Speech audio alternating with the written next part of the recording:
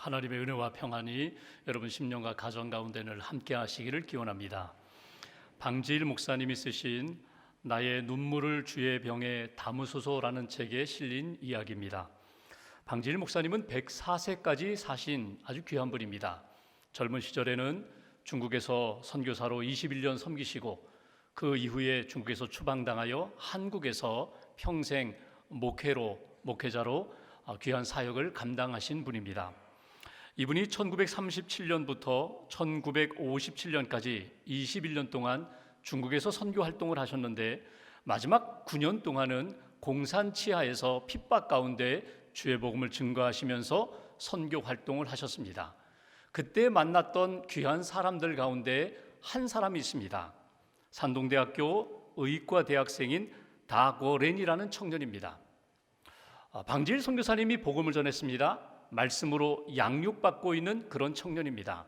그런데 예수님을 믿으면서부터 그가 여러 가지 어려움을 겪게 됩니다. 자기 주위에 알고 있던 사람들이 당신은 어떻게 기독교 신앙과 같은 미신을 믿느냐고 그렇게 계속해서 비난하며 조롱합니다. 또 같이 공부하는 그부들은 이렇게 강요를 합니다. 기독교 신앙 또 학교에서 의대 공부 둘 중에 하나 선택하라는 것입니다. 예수 믿고 기독교 신앙을 붙들 거면 학교를 포기하고 계속 의학 공부를 하려면 기독교 신앙을 포기하라, 예수를 포기하라 계속해서 강요를 합니다. 어느 날 학교 동산에 기도하고 내려왔더니 강의실 책상 의자에 인분이 뿌려졌습니다. 학교 당국에 이야기합니다. 중국 헌법에 종교의 자유가 있는데 기독교 신앙을 가졌다고 해서 이런 어려움을 겪어야 하느냐고. 그때 학교에서 내린 처분은 당신은 반민족적 활동을 했기 때문에 학교를 나가라는 것입니다. 퇴학 처분을 받게 됩니다. 이렇게 비난과 조롱을 받고 선택을 강요받고 마지막에는 이렇게 기독교 신앙 때문에 억울하게 누명도 쓰고 오해도 받고 불이익도 당하는 그런 상황 가운데 있을 때 방지일 선교사님이 그 청년을 만났습니다. 괜찮겠느냐고, 앞으로 어떻게 살 것이냐고. 그때 이 청년이 자신 있게 이야기합니다. 목사님, 선교사님 걱정하지 마십시오. 하나님을 믿습니다.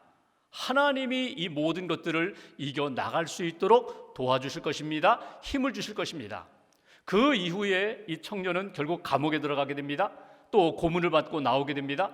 이런 수차례의 고난 가운데서 언제나 담대함으로, 언제나 주 안에서 평안함으로 본인도 믿음의 대장부가 되었고 만나는 사람들에게도 예수 그리스도의 증인된 삶을 잘 살았다는 것입니다.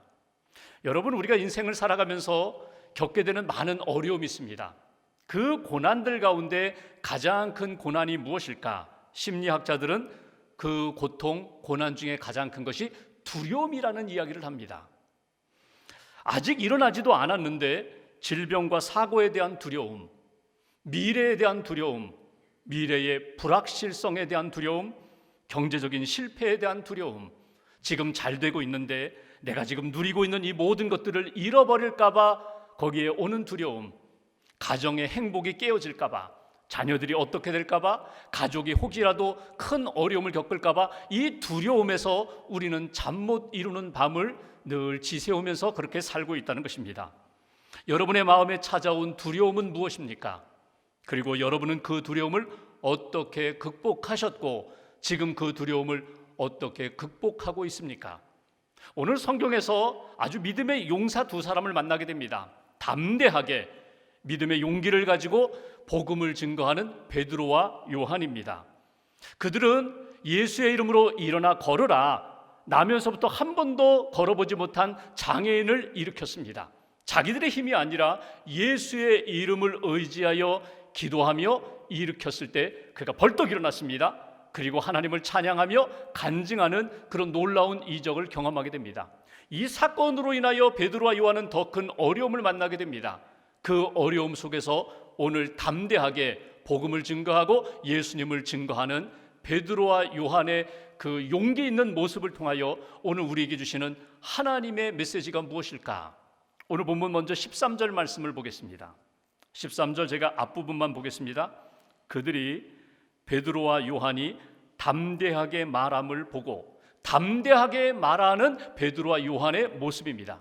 여기 담대하다라는 이 표현은 거침이 없다는 거예요. 용기가 있다는 거예요.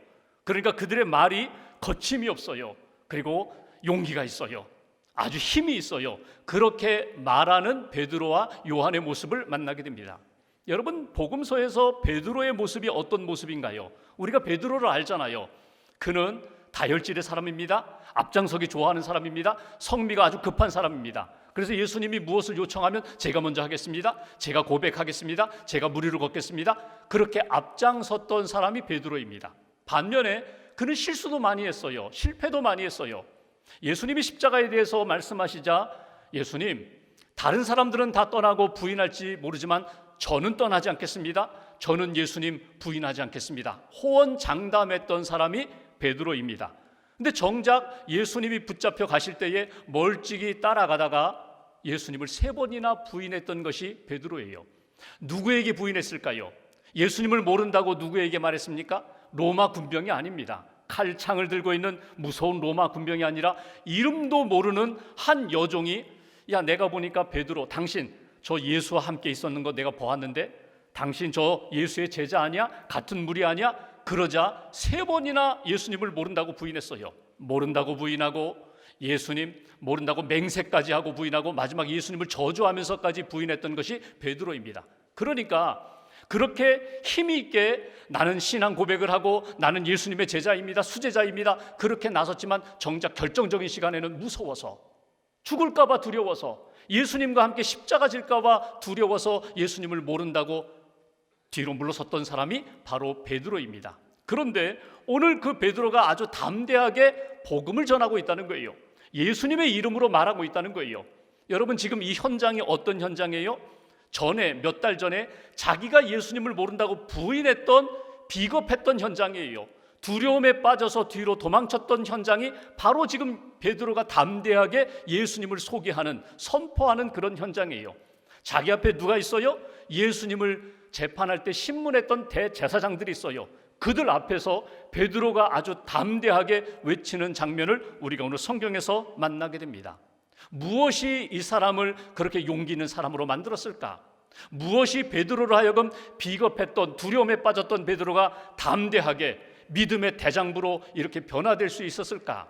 여러분, 부활의 주님을 만났기 때문이에요. 부활의 주님이 살아계셔서 나와 함께 하신다는 부활신앙이 있기 때문이에요. 약속하신 성령을 받았기 때문에 그래요. 성령이 임하자 그는 믿음의 용사가 됐던 것을 보게 됩니다. 더더군다나 예수님의 이름으로 일으켰더니 일어난 40세 된 이제는 건강한 사람이 지금 옆에 서 있어요. 그러니까 믿음의 체험이 있고 산 증인이 옆에 있기에 오늘 베드로와 요한이 아주 담대하게 믿음의 제자로, 믿음의 용사로 서 있는 모습을 만나게 됩니다. 오늘 이 상황이 당시 공회원들에게는 이해가 되지 않았어요. 저 배움이 없는 사람들, 무지한 사람들이 어떻게 저렇게 말을 잘하나? 논리적으로 말을 잘하나? 설교를 잘하나? 어떻게 저렇게 용사가 되었는가? 그리고 들어가 보았더니 예수의 이름을 의지하는 베드로와 요한의 모습이 나타났다는 거예요. 그래서 그들이 제자들을 뒤로 물린 다음에 자기들끼리 이야기합니다. 야, 예수의 이름에 능력이 있구나. 저들이 예수의 이름으로 말하지 못하게 해야지. 다시는 예수의 이름으로 이렇게 소문내지 못하게 그렇게 해야겠다. 그렇게 상의한 다음에 18절 말씀 보실까요? 18절 한 절을 같이 봉독하겠습니다. 그들을 불러 경고하여 도무지 예수의 이름으로 말하지도 말고 가르치지도 말라 하니. 아멘. 여기 보시면 딱 이렇게 경고합니다. 다시는 예수의 이름을 말하지 말아라. 예수의 이름 선포하지 말아라. 증거하지 말아라. 그리고 예수의 이름으로 가르치지 말라고. 그러니까 공회원들이 생각할 때, 유대 종교 지도자들이 생각할 때 그들은 예수의 이름에 능력이 있다는 것을 그들은 알았다는 거예요. 사실 그들은 예수를 구세주로 인정하지 않습니다. 예수님이 십자가에 매달려 죽은 것은 결코 구세주가 될 수 없다. 구원자가 될 수 없다. 나무 십자가에 매달려 죽은 사람은 저주받은 사람이다. 이렇게 생각하는데 나타나는 현상을 보니까 예수의 이름으로 증거되는 곳마다 기적이 나타났다는 거예요. 능력이 나타났다는 거예요. 그러니까 예수의 이름으로 말하지 못하도록 이렇게 경고했다. 여기서 우리에게 주시는 첫 번째 메시지가 있습니다. 우리 안에 두려움이 찾아올 때, 어둠이 찾아올 때 우리는 어디에서 용기를 얻을 수가 있을까? 오늘 베드로와 요한처럼 예수의 이름으로 선포할 때에, 예수의 이름으로 증거하며 말할 때에 우리 안에 하나님이 주시는 힘, 용기가 생긴다. 이것이 우리에게 주시는 첫 번째 메시지예요. 그러니까 베드로와 요한은 이 진리를 알았어요. 예수의 이름에 능력이 있고 예수의 이름으로 말하는 곳마다 하나님의 역사가 나타난다.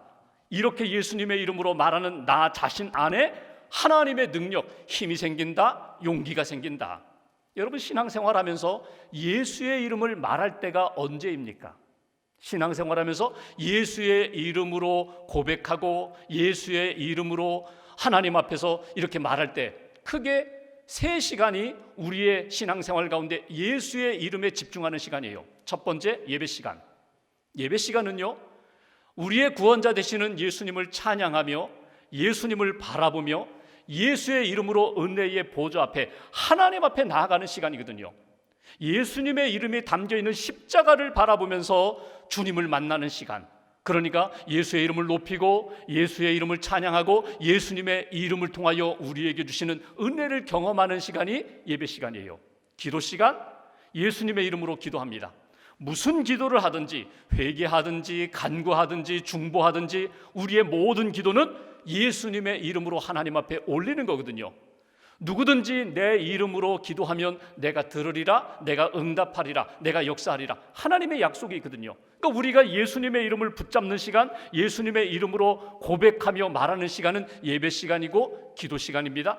하나 더 꼽으라면 복음 증거하는 시간이에요. 전도하는 시간, 선교하는 시간, 예수의 이름을 전하는 거거든요. 이 세상에 예수의 이름에 구원이 있습니다. 생명이 있습니다. 치유가 있습니다. 능력이 있습니다. 선포하는 시간이거든요. 예수의 이름으로 증거하는 그 현장에서 우리는 예수님의 이름의 능력과 놀라운 역사를 경험하는 거예요. 선교 가면 이런 이야기가 있죠. 선교할 때 구제하세요, 봉사하세요, 의료 봉사하세요, 행사하세요. 그런데 예수님의 이름은 안 됩니다. 예수님의 이름을 말하면 안 됩니다. 예수님의 이름을 전하면 안 됩니다. 이게 핍박이거든요. 이게 선교하기 어려운 환경이거든요. 우리가 다른 여러 가지 방법을 동원하지만 핵심은 어디에 있어요? 결국은 그 안에 가장 중요한 중심은 예수님의 복음을 전하는 것이 전도요, 선교거든요.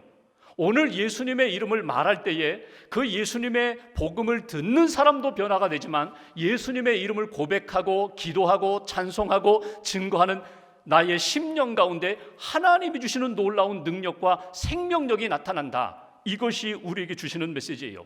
예수님의 이름에 구원의 능력이 있습니다. 죄 용서함의 능력이 있습니다. 치유의 능력이 있습니다. 영적 전쟁, 어둠의 세력, 사단과 싸워서 이길 수 있는 비결은 예수의 이름에 권세가 있다는 거예요. 오늘 하나님 앞에서 베드로, 요한처럼 두려움이 찾아올 때, 어둠이 찾아올 때 예수의 이름 꼭 붙잡고 예수님의 이름으로 기도하고 선포하고 찬양하고 예수님의 이름으로 새로운 능력을 경험하는 저와 여러분들의 신앙생활 되시기를 주님의 이름으로 기원합니다. 두 번째로 19절 말씀 보십시오. 19절 한 절을 같이 봉독합니다. 베드로와 요한이 대답하여 이르되 하나님 앞에서 너희의 말을 듣는 것이 하나님의 말씀을 듣는 것보다 옳은가 판단하라. 아멘. 예수의 이름으로 말하지 마 그랬더니 베드로와 요한이 어떻게 반응했다고요? 19절에 그들이 담대하게 이야기합니다. 하나님 앞에서, 하나님 앞에 우리가 있습니다. 우리 앞에 하나님이 계십니다. 하나님 앞에 우리가 있습니다. 하나님을 먼저 보았다는 거예요. 하나님이 살아계시고 하나님이 여기에 함께 계신다는 것을 믿음의 눈으로 베드로와 보고 선포합니다. 과거에 베드로가 실패했던 때가 있어요. 예수님을 부인했던 때가 있어요. 왜 그때 예수님을 부인했는가? 하나님을 보지 못했기 때문이에요. 하나님이 함께 하심을 느끼지 못했기 때문에 그래요. 사람들만 보여요. 자기를 잡으려고 하고 죽이려고 하는 그 사람들의 그 눈만 보니까 두려움에 빠져 결국 예수님을 부인하게 되었잖아요. 근데 오늘 이 시간은 달라요. 내 앞에 하나님이 계시고 하나님이 나를 보십니다. 하나님 앞에 우리가 있다. 또 하나, 여기 누구의 말을 듣는 것이 옳겠는가? 하나님 앞에서 하나님이 주시는 말씀을 듣는 것이 옳은가? 아니면 사람들의 말을 듣는 것이 옳은가? 나는 하나님 앞에서 하나님이 주시는 말씀을 듣겠습니다. 하나님이 주시는 말씀을 내가 들어야 받아야 힘을 얻게 됩니다. 용기를 갖게 됩니다. 담대해질 수 있습니다. 이것이 베드로의 고백입니다. 여기에서 우리가 두려움에 빠질 때 어디에서 용기를 얻을 수가 있는가? 두 번째 주시는 메시지, 하나님의 말씀을 들을 때 용기가 생긴다는 거예요. 하나님의 말씀이 들려올 때에 내 심령 가운데 하나님의 음성, 말씀이 살아 역사하시는 하나님의 임재하심으로 들릴 때 나는 믿음의 대장부가 될 수 있다. 이것이 우리에게 주시는 메시지예요. 유대 종교 지도자들은 지금 하나님을 의식하지 않고 있어요. 하나님이 여기 계시다는 것 생각하지 않고 있어요. 근데 제자들은 하나님을 의식하고 있어요. 지금 유대 종교 지도자들은요, 사람들 눈치 보고 있어요. 사람들의 시선, 사람들의 그 여론을 의식하는데 오늘 제자들은요, 하나님을 의지하고 하나님의 말씀을 의지해요. 지금 이 순간 우리에게 주시는 말씀이 무엇인가? 그 말씀을 의지할 때에 그들은 새로운 힘을 얻게 되었다는 거예요. 여러분, 세상 사람들이 일반적으로 용기를 찾는 곳이 있습니다. 내가 용기 있는 사람으로 사는 근거가 있어요. 가장 큰 근거가 뭘까? 지식. 어떤 것을 깨닫고 배웠어요? 그러면 몰랐을 때는 불안하고 두려웠는데 알고 나니까 아주 편안하다. 알고 나니까 담대하다. 근데 여러분, 이 지식이라는 것이 하나를 알면 적어도 그 분야에 있어서만은 평안하고 용기 있는 것 같은데 하나를 깨닫는 순간에 내게 모르는 것들이 자꾸 눈에 띄어요. 의심이 자꾸 생겨요. 그러니까 어떤 지식이라는 것이 우리로 하여금 평생 용기 있는 사람으로 살아갈 수 있게 만드는 것 아니라는 거예요. 돈, 재물. 여러분, 지갑에 돈이 두둑하고 카드에 통장에 돈이 넉넉하면요, 누구를 만나도 뭐 괜찮아요. 차 한잔 하시죠? 식사 오늘 제가 대접하겠습니다. 누구를 만나도 괜찮은데 지갑에 돈이 없어요. 통장에 돈이 없어요. 그러면 반가운 사람을 만나도 이런저런 핑계 대면서 함께 가서 차 한잔 마시기도 겁이 난다는 거예요. 이게 물질이라는 것이 우리로 하여금 용기의 근거도 되지만 한편으로는 그 물질 때문에 더 불안해요. 돈이 많아지면 많아질수록, 재산이 많아지면 많아질수록 불안하고 두려움은 더 커진다는 거예요. 건강? 여러분, 평생 이렇게 건강하게 살 것 같은데 건강은요, 마치 이렇게 옷과 같습니다. 시간이 지나면 유행이 지나고 낡아지는 것처럼 우리의 건강, 우리의 육신의 건강은 점점 쇠하여지게 되어 있어요. 그게 순리예요. 그러니까 나는 건강 자신한다, 건강 문제 없다라고 하지만 시간이 지나면 결국 약해질 수밖에 없는 건강이고, 경험, 내가 가지고 있는 경험, 노하우, 이 모든 것들도 잠깐 동안은 용기와 힘의 근원이 될지 모르지만 그것이 영원하지 못하다. 영원한 것이 무엇일까? 내 힘의 근원이 어디에 있을까? 용기와 담대함의 근원은 하나님께 있다는 거예요. 하나님이 나와 함께 하시고 하나님이 내게 부어주시는 은혜 가운데 나는 힘 있는, 그리고 평안한, 자유한 사람이 될 수 있어요. 하나님이 주시는 말씀을 깨달을 때에 그 말씀이 오늘 내게 주시는 능력이 될 때에 우리는 용기 있는 사람이 된다는 거예요. 우리가 신앙생활하면서 나는 왜 자꾸 유혹에 넘어질까? 왜 자꾸 죄를 지을까? 왜 자꾸 이렇게 연약할까? 여러분, 하나님을 잊어버려서 그래요. 하나님이 여기 계시다는 것 영적으로 보지 못해서 그래요. 하나님의 말씀이 들려지지 않아서 그래요. 하나님의 말씀을 내가 들으면서 하나님이 내게 이런 약속을 주셨다, 그거 붙잡으면 내가 힘이 있게 살아갈 수 있는데 보이지 않고 들리지 않으니까 계속해서 허우적거리는 거예요. 오늘 제자들이 그러했던 것처럼 나는 하나님 앞에 있습니다. 하나님이 내 앞에 계십니다. 하나님의 말씀을 나는 붙잡고 나는 이 시련과 유혹과 고난을 나는 이겨가겠습니다. 이것이 오늘 제자들의 고백입니다. 어떤 여자 집사님이 계셨어요. 그 기도 제목이 남편의 구원이에요. 남편이 교회 다녔으면 좋겠다, 예수 믿었으면 좋겠다. 그 늘 기도했는데 남편이 꿈쩍도 하지 않아요. 근데 어느 주일날 아침 남편이 옷을 차려입고 오늘 당신 따라서 교회 가겠다는 거예요. 막 신이 났어요. 하나님 내 기도 응답해 주셨다고 차를 타고 가면서 신이 났는데 또 한편으로는 이런 생각이 들었어요. 오늘 남편 처음 교회 가는데 오늘 은혜 받아야 되는데, 오늘 설교 말씀을 통해서 정말 예수 믿기로 결심해야 되는데 오늘 목사님이 무슨 말씀을 하실까? 교회에 도착하자마자 주보를 보는 거예요. 오늘 본문이 뭔가?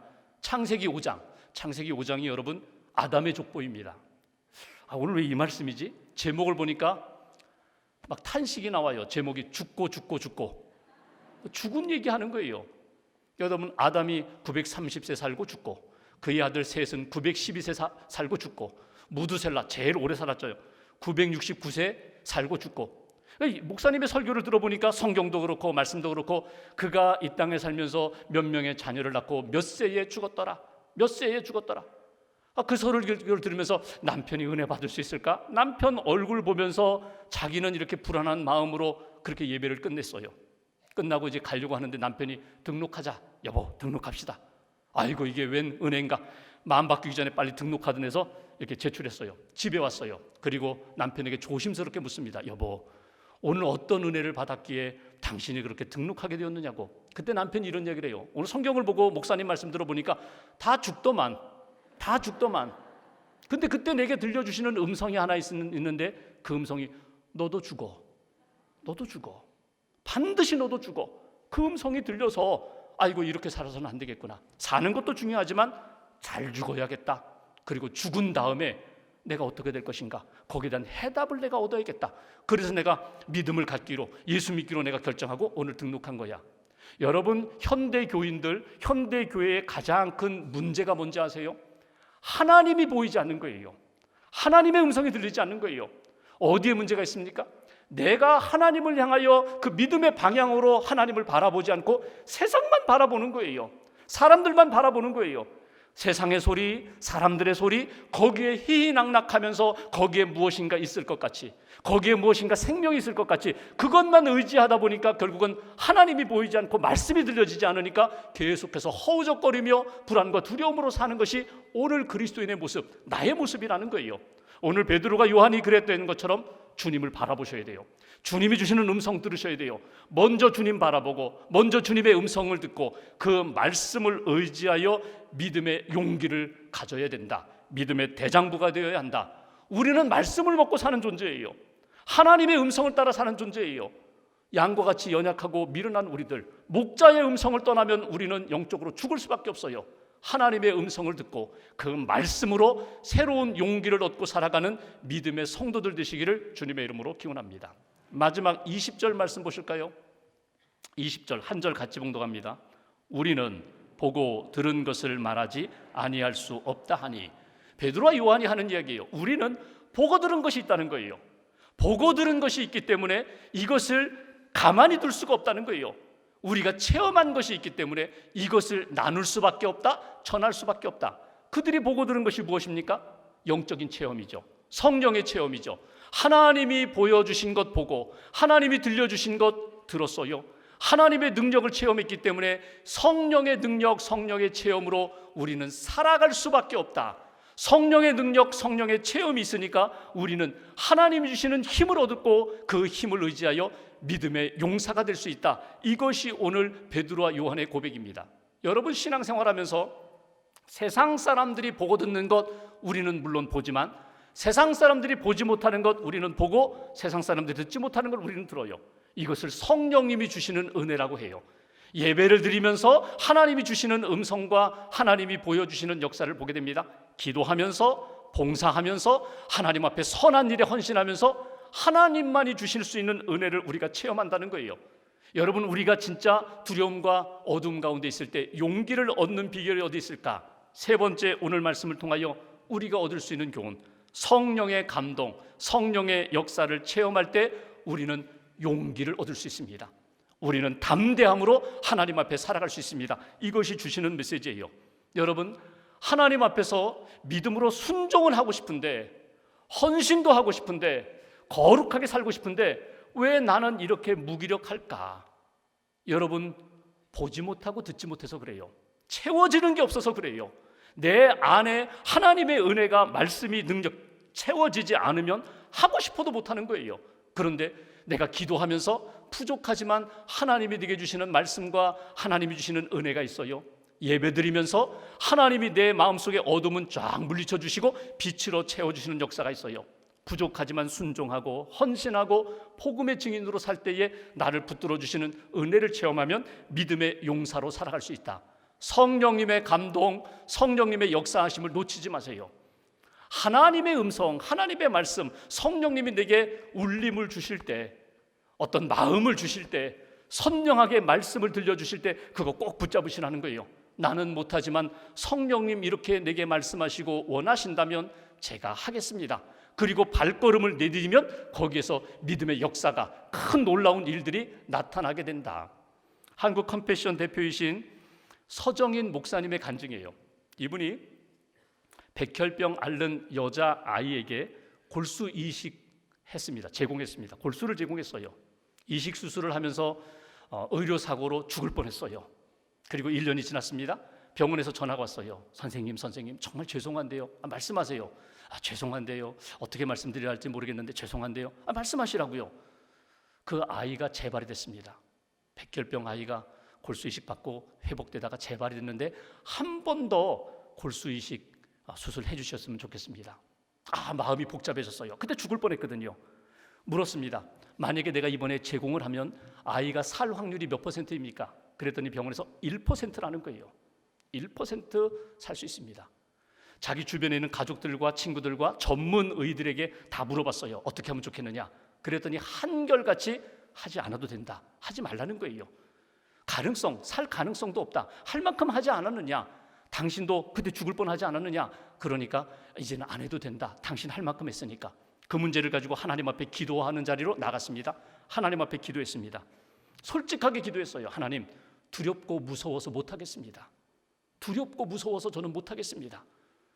하나님 앞에 통보하듯이 이야기했어요. 병원에 이야기합니다. 제가 이번에는 안 되겠습니다. 이번에는 안 되겠습니다.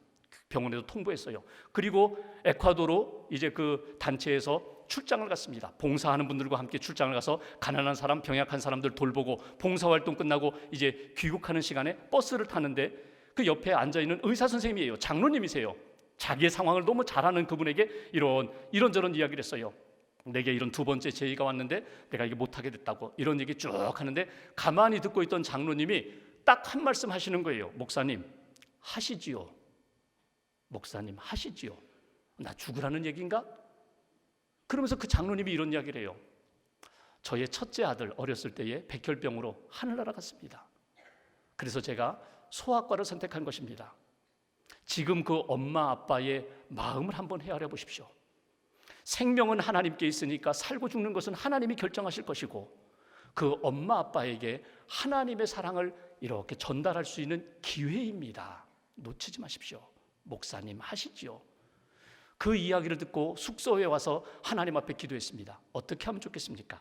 그때 하나님이 자기에게 이런 마음, 이런 생각을 주셨습니다. 만약 그 여자아이가 내 딸이라면 너는 어떻게 하겠니? 내가 포기할 수 있겠니? 1%, 설사 1%의 가능성밖에 없다고 하더라도 내가 포기할 수 있겠니? 그 아이는 내 것이다. 그 아이는 내 것이다. 그 하나님의 마음 말씀을 받고 마음을 바꿨어요. 편지를 썼습니다. 처음 부끄러운 목사입니다. 이렇게 편지를 썼어요. 그리고 지금 상황을 그대로 다 써서 그 부모에게 전달했습니다. 마지막 문장 이렇게 썼어요. 우리 예수님께 매달립시다. 저 예수님께 매달리고 기도하면서 골수이식 협조하겠습니다. 예수님을 붙잡고 기도하면 좋겠습니다. 편지가 왔어요. 5장의 편지, 눈물 자국이 가득한 엄마로부터 온 편지가 왔어요. 2번이나 골수이식을 해주셔서 너무 감사합니다. 딸아이가 무균실실해서 너무나 고통스러워해서 감사 편지 쓸 그런 여력이 없었습니다. 저도 목사님이 얘기하신 예수님은 누군지 모르지만 저도 예수님께 매달려 기도하겠습니다. 예수님께 맡기겠습니다. 수술 다 끝났는데 시간이 지나고 그 아이는 1%밖에 살 가능성이 없다고 했는데 그 아이는 살았어요. 건강을 회복했어요. 가족이 교회를 다니기 시작해요. 그 아버지가 나도 그 선생님처럼 나도 골수이식 하겠다고 골수 기증을 했어요. 여러분, 우리가 인생을 살아가면서 결정적으로 하나님이 주시는 말씀을 듣는 때가 있어요. 성령님의 감동을 주시는 때가 있어요. 내 생각, 사람들의 생각, 세상의 판단 맞지가 않아요. 그런데 하나님이 내게 울림을 주시고 감동을 주실 때가 있어요. 하나님께 한번 맡겨보세요. 하나님의 역사에 한번 여러분 기대해 보세요. 여러분, 우리는 두 길 가운데 하나를 선택할 수밖에 없어요. 사람들의 길, 주님의 길. 사람들의 말을 듣고 사람들을 의지하며 사는 길, 주님의 말씀을 듣고 주님만 의지하며 사는 길. 우리는 분명히 둘 중에 한 길을 선택하고 그 길을 걸어가게 될 것입니다. 베드로와 요한은 어느 길을 선택했는가? 예수님의 말씀, 예수님의 이름, 성령님의 능력만 의지하고 그 길을 걸어갔어요. 오늘 사도행전 4장을 통하여 저와 여러분들에게 하나님이 기대하시는 것이 있어요. 두려워하지 말아라. 무서워하지 말아라. 불안해하지 말아라. 내가 너희와 함께한다. 너희 앞에 있다. 내 말에 귀를 기울여라. 예수의 이름 붙잡아라. 예수님 붙잡고 나아가면 성령을 통하여 능히 이길 수 있는 힘도 주시고 지혜도 주시고 문제도 해결해 주신다. 이것이 오늘 우리에게 주시는 메시지입니다. 기도하시면서 하나님이 주시는 말씀과 마음을 따라 그 길을 믿음으로 걸어가는 저와 여러분 되시기를 주님의 이름으로 기원합니다.